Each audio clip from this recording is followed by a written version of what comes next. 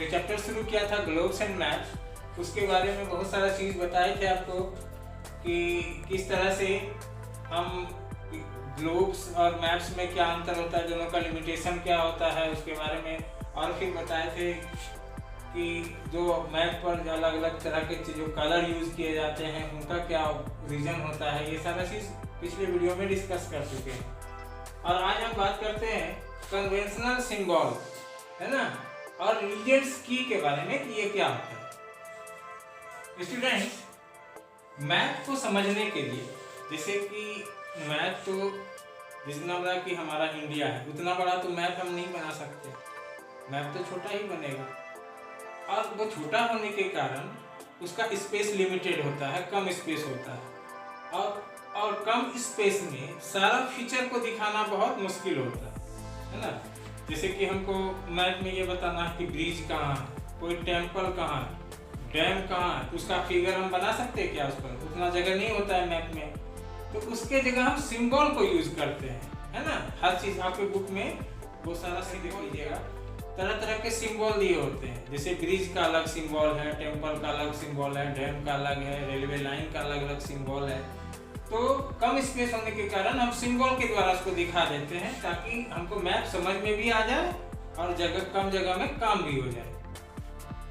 तो यह हो गया, लिमिटेड स्पेस होने के कारण हम सारा चीज को एक्चुअल साइज में नहीं दिखा सकते, इसलिए उसके जगह हम सिंबल का यूज कर लेते हैं।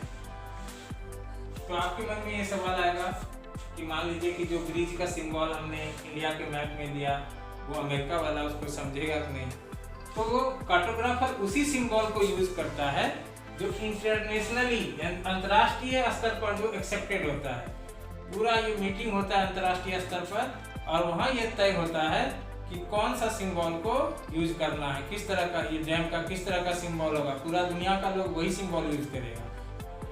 ब्रिज का कैसा सिंबल होगा, टेम्पल का कैसा होगा, रेलवे लाइन का सिंबल कैसा होगा, रोड्स का कैसा होगा सिंबल, ये सारा चीज इंटरनेशनली एक्सेप्टेड सिंबल होता है और उसी का यूज मैप में किया जाता है।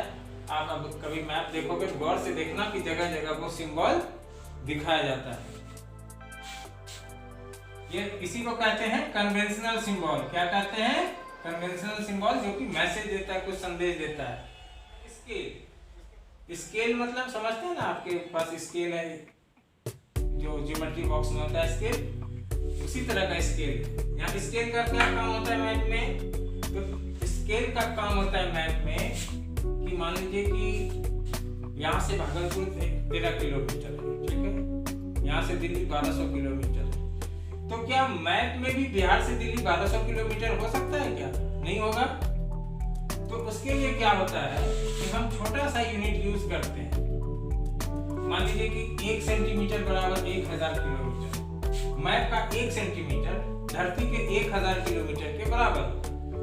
तो ये किस तरह का यूज किया गया है, किस तरह के मैप में किस तरह का स्केल यूज किया गया है, वो मैप के ऊपर में कोने में मैप है ना, उसके कोने में लिखा होता है। आप कभी मैप देखना तो वो समझ जाओगे कि वहाँ पे स्केल लिखा होता है कि इसमें 1 सेंटीमीटर या जो भी स्केल लिया गया है उसमें वो सारा स्केल मैप में दिखाया गया रहता है। तो आप अगले टाइम अगर मैप देखोगे तो वो स्केल जरूर ढूंढना, इसमें 1 सेंटीमीटर बराबर कितना डिस्टेंस लिया गया है। स्केल के 3 तरह के स्केल का यूज किया जाता है मैप में, वर्टिकल स्केल, लीनियर स्केल और रिप्रेजेंटेशन फ्रैक्शन के रूप में भी दिखाया जाता है। यानी कि ये 3 तरह के स्केल का यूज होता है। इसके बारे में और आगे के क्लास में आप जानोगे कि अलग अलग तरह का स्केल का यूज कैसे किया जाता है। स्केल के आधार पर मैप 2 तरह के होते हैं, एक होता है स्मॉल स्केल और एक होता है large scale map. Small scale map वो होता है जैसे कि छोटा सा मैप बनाते हैं, इंडिया का छोटा सा मैप, तो उसमें हम बहुत थोड़ी सी 1 सेंटीमीटर बराबर 5000 किलोमीटर ले लेंगे, है ना, ताकि हमको छोटे से पेज में पूरा इंडिया को दिखाना है, सारा डिस्टेंस वगैरह। तो इसमें स्मॉल स्केल का मैप में बड़ा वो लिया जाता है स्केल, है ना, 1 सेंटीमीटर बराबर 5000 किलोमीटर। जैसे कि जैसे जैसे मैप का साइज घटेगा ये बढ़ते जाएगा, है ना। ना, कहीं कहीं 10,000 20,000 भी हो जाएगा। तो मैप का साइज जैसे जैसे घटेगा स्केल स्मॉल होते जाएगा। लेकिन अगर छोटे से एरिया को अगर हम बड़ा करके दिखाते हैं, जूम करके देखते हैं, बड़ा करके दिखाते हैं, तब क्या होता है कि हम 1 सेंटीमीटर बराबर 1 किलोमीटर लेते हैं, यानी कि छोटा सा, जैसे हमको सब बड़ा मैप बनाएंगे सब होगा, तो उसमें हम 1 सेंटीमीटर बराबर 1 किलोमीटर लेंगे। तो इसमें इसको इस तरह के मैप को लार्ज स्केल मैप है, ठीक है। अब जो है ग्रिड के बारे में बात करते हैं। इसके बारे में ग्रिड क्या होता है स्टूडेंट, आपको ध्यान, अभी तो नहीं जानते होंगे, पिछले क्लास में पढ़ा होगा कि जैसे कि ये अर्थ है, अर्थ पर कई सारी इमेजिनरी लाइन खींची गई है ना, ये है नॉर्थ पोल और ये है साउथ पोल, ठीक है। और इस तरह से यहाँ पे लाइन खींची जाती है बहुत सारी, इधर से में इधर की नॉर्थ साइड की साउथ साइड दोनों तरफ लाइन खींचा जाता है। इसको कहते हैं लैटिट्यूड या पैरेलल कहते हैं। क्या कहते हैं? लैटिट्यूड या पैरेलल। और फिर इस तरह से एक लंबा वाला लाइन खींचा जाता है जिसको कहते हैं लॉन्गिट्यूड या मेरिडियन, ठीक है। और इस तरह से आप देखोगे कि पूरा जो अर्थ है छोटे छोटे टुकड़े में बढ़ जाता है, बहुत छोटे छोटे टुकड़े में,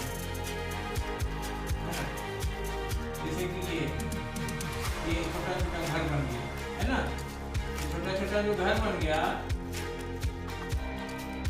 इसको कहते हैं ग्रिड। एक घर को क्या कहेंगे? इसको कहेंगे ग्रिड। और ये क्यों किया जाता है? किसी भी छोटे स्थान का लोकेशन बताने के लिए कि कोई भी जगह कहाँ पे है, कौन कौन से लैटिट्यूड और कौन कौन से लॉन्गिट्यूड के बीच में है, लोकेशन बताने के लिए इस तरह से अर्थ पर इमेजिनरी लाइन खींचा गया है। और जो एक कॉलम छोटा वाला छोटा घर उसको ही ग्रिड है, लोकेशन बताने के लिए, ठीक है। ये समझ गए? इसके बारे में और आगे ऊंचे क्लास में 9, 10 में भी पढ़ेंगे डिटेल से, है ना। तो the network of imaginary lines on the map that intersect each other in A right angle, है ना। इस तरह से छोटा ग्रिड देखोगे तो आप ऐसा घर दिखाई देगा जो यहाँ राइट एंगल बनता है, हर घर में राइट एंगल बनता है, तो उसको कहते हैं एक इमेजिनरी लाइन का एक ऐसा नेटवर्क है जो कि एक दूसरे को इंटरसेक्ट करता है 90 डिग्री पर, उसी को ग्रिड कहते हैं। ग्रिड किससे बनता है? पैरेलल या लैटिट्यूड, मेरिडियन या लॉन्गिट्यूड से, ठीक है। अब हम बात करते हैं स्केच का, स्केच एंड प्लान्स। स्केच क्या होता है?